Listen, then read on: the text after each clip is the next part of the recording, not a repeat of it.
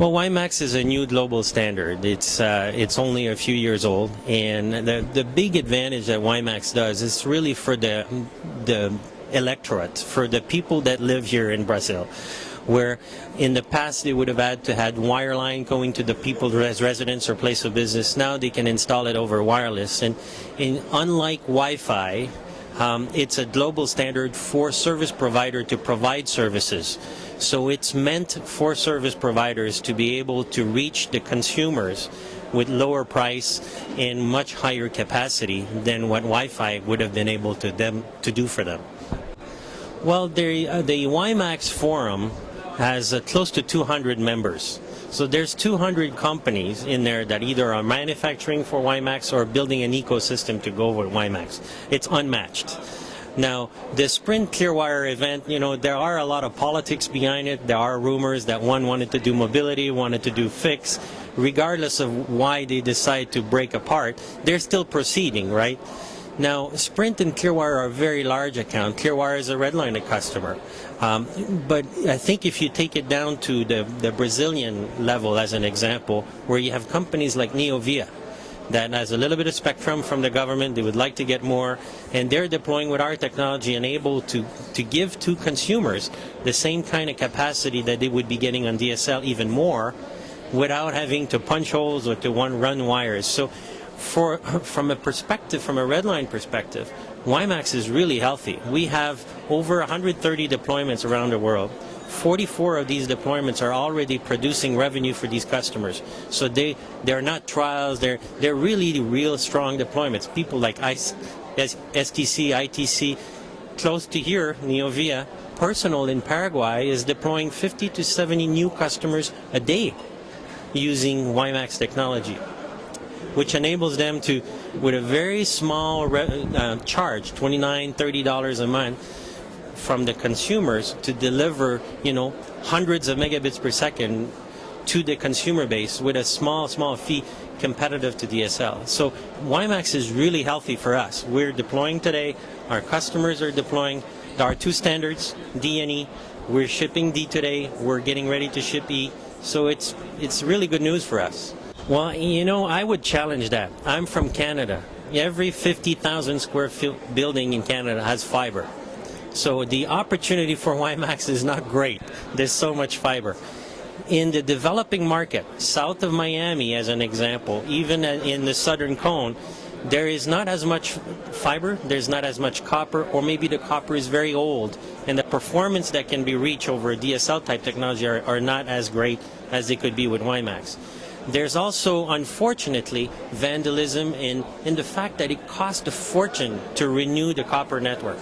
So with WiMAX technology, with a wireless technology, they can deploy, the carriers are deploying really, really fast. So the Brazilian consumer has an advantage over a customer in the States, as an example, or in Canada, where there is so much copper that it's very difficult for the carriers to justify building an overlay network again.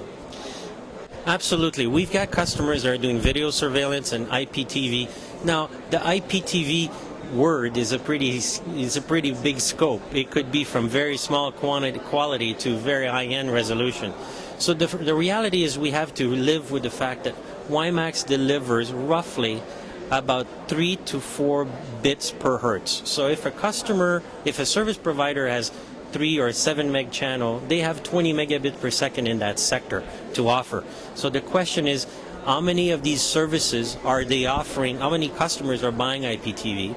And they will carve out this capability, leave the rest of the capability for the browsing and the best effort service. What WiMAX does, that some of the other technology did not do before, is it allows a service provider to say, for this customer that is paying extra fee, I will carve out his quality of service to deliver the service that this customer is paying me for.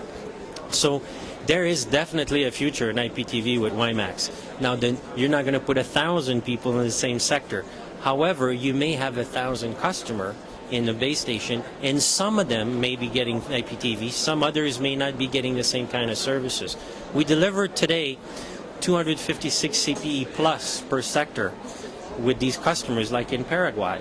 and we're about to release the 512 software. So realistically speaking, not all 512 will take IPTV, not 512 will want best effort. So there's a nice mix, and it's the marketing department of each one of these service provider that has to figure out what's my market, what service am I going to sell, and the technology enables them to do so. What's really interesting is that if you are a consumer and you want to buy the CPE, it is more expensive than a DSL router, right? Because it hasn't been done for 10 years. If you're a service provider, what's really important is the price per link. How many connection can I have on a base station? And then the cost of all this equipment divided by the number of connection. If you just look at the price of one CP, it is more expensive than DSL still, but it's half the price of what it was, a year ago. What's really interesting, like I said earlier on, even with $29 a month of revenue from a service offered to a consumer, we have customers that have ROIs of 12 to 14 months. So with that kind of ROI, the price of the CP becomes almost irrelevant. Now, of course, the faster we can decrease the price, the more customers are going to come in. The other thing that we're doing is we've got this REV program, so RedLine ecosystem validation. So what we're trying to do is we invite other manufacturers to come in to our facility, plug their equipment, do some interoperability testing beyond what the forum does, and do some provisioning testing and capacity testing, so we can go to our customers, the service provider, and say, you can buy the RedLine equipment, this is wonderful, but there's also other device, maybe from Taiwan, maybe from Asia, where coming in at a lower, more aggressive pricing, maybe fewer feature, but then we offer to the service provider 2, 3, 4 choices of device that they can offer to their consumers, or that they can buy themselves and offer different services with different price of device.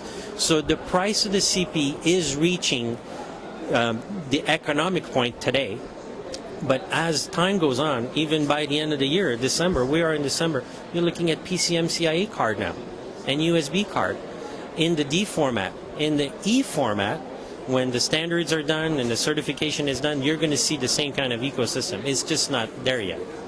But there's definitely a price erosion of the CPE, and there's also more manufacturers coming in, so more competition is going to help everybody.